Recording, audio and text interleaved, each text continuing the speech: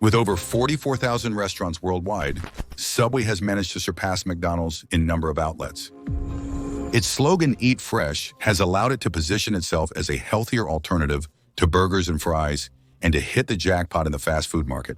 Subway is collapsing today. The company has lost thousands of restaurants in under a decade. Sales dropped 25% from 2012 to 2017, and its reputation was tarnished by scandals and controversies. So how did a chain that dominated fast food fall so low? That's what we're exploring today in this story that mixes passion, chaotic management, conflict with franchisees, scandal, and oversized ego. Let's dive together into the fascinating story of Subway, a success story that has become a case study for every entrepreneur. Let's get started.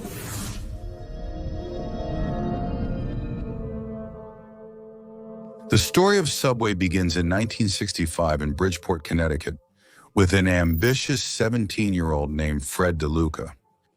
His dream is to become a doctor.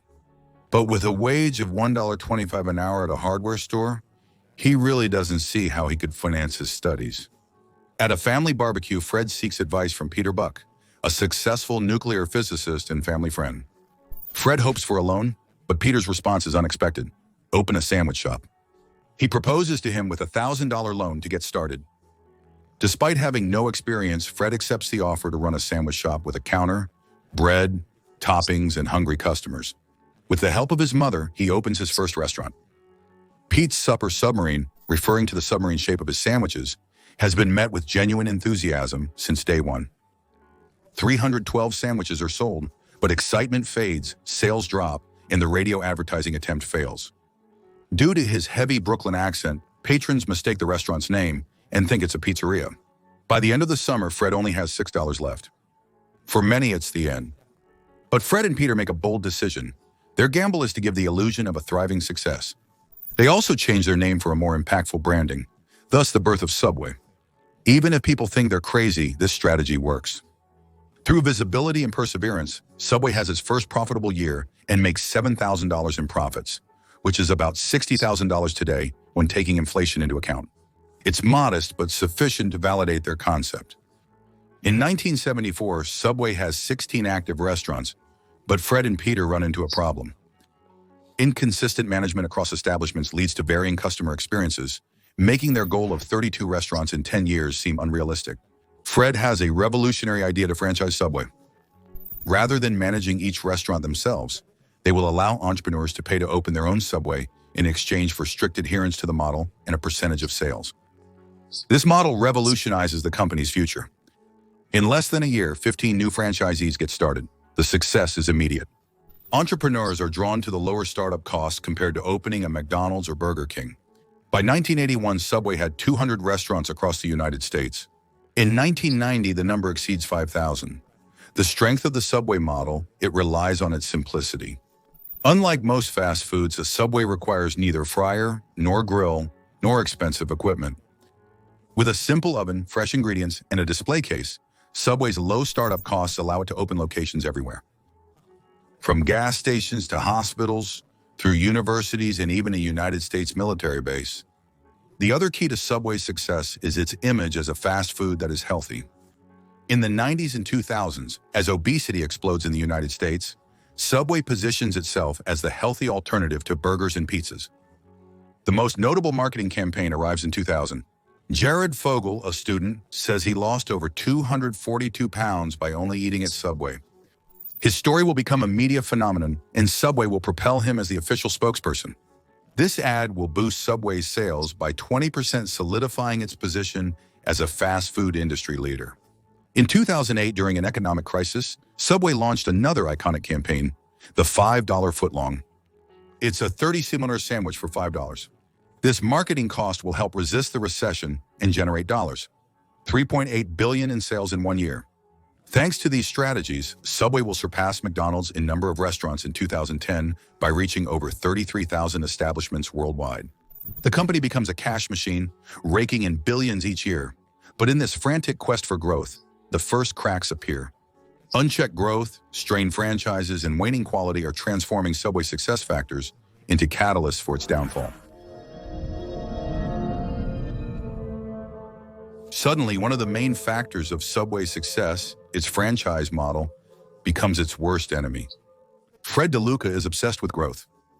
Rather than strengthening the profitability of existing stores, they push to open more and more franchises without worrying about their viability. The problem is that they offer no territorial protection. A Subway can set up right next to another, which pushes the restaurants to cannibalize each other. They share the same sales instead of attracting new customers, reducing their profitability. In Manhattan, there are over 10 Subway restaurants within a 15-minute walking radius. This phenomenon is widespread, occurring throughout the United States and other markets. It's similar to Starbucks, whose difficulties I discussed in a video linked in the description. The difference is that, unlike Subway, Starbucks has managed to maintain this concentration without significant cannibalization between its outlets thanks to a carefully planned location strategy. To summarize, in 2016, one-third of Subway's U.S. stores were unprofitable. Despite this, the company keeps selling franchises and collecting fees and royalties, disregarding the owner's fate. A former Subway executive explained that 30 to 50% of American franchisees are immigrants, often unable to understand the complex contracts they sign.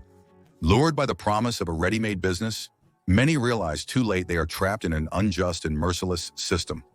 Fred DeLuca, the founder, himself assumed this brutal strategy. He said, "It bothers me that people lose money, but I don't lose sleep over it. This cynical philosophy has weakened the entire Subway network.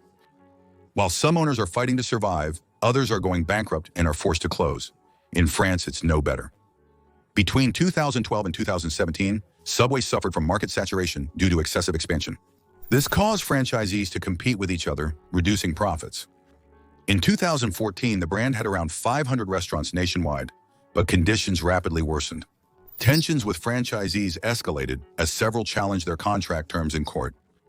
In 2017, Subway started shutting down low profitability restaurants, falling below 400 locations by 2020. Meanwhile, the competition has intensified. While Subway built its success on the image of healthy fast food, new chains have emerged with offerings even more focused on quality and freshness. Meanwhile, Subway has stagnated, with vegetables delivered only once a week, pre-sliced meat in the factory, and a menu that has changed little, while the competition focused on freshness, on-site cutting, and constant innovation. Restaurant sales will plummet dangerously. In 2012, an average Subway generates $482,000 per year. In 2016, this figure will drop to $422,000, a 12.5% decrease in just 4 years. For comparison, McDonald's averages $2.6 million per restaurant over the same period. Jared Fogle, the man who lost 242 pounds by solely eating Subway and was the face of the brand for 15 years, was arrested in 2015 for possession of illegal content involving minors. The impact on Subway was catastrophic then. The press links Subway to the scandal, causing widespread consumer disgust and a significant drop in brand loyalty. Subway has also faced numerous food controversies, further damaging its reputation. In 2014, a blogger reveals that Subway uses a chemical substance found in yoga mats to make its bread.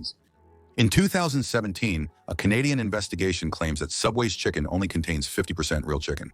In 2021, Subway was accused in a United States complaint of selling tuna that wasn't genuine tuna. Even though the company will deny all these accusations, the damage is done.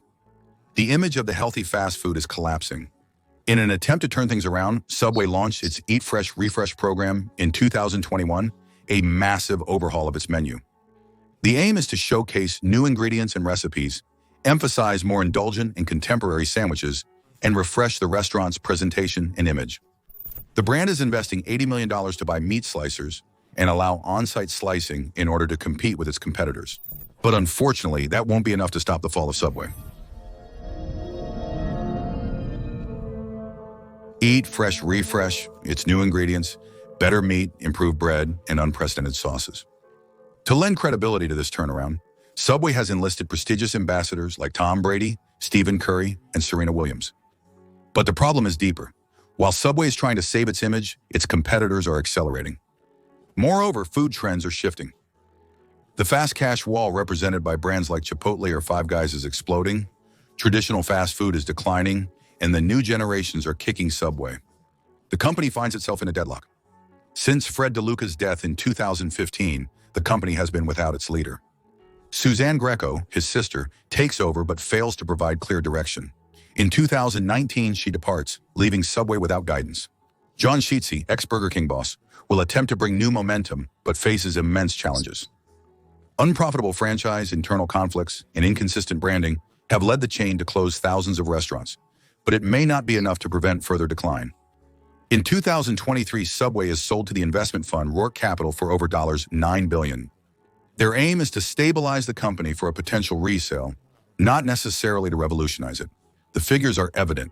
In 2016, Subway had 44,000 restaurants worldwide. By 2024, there are about 37,000 left.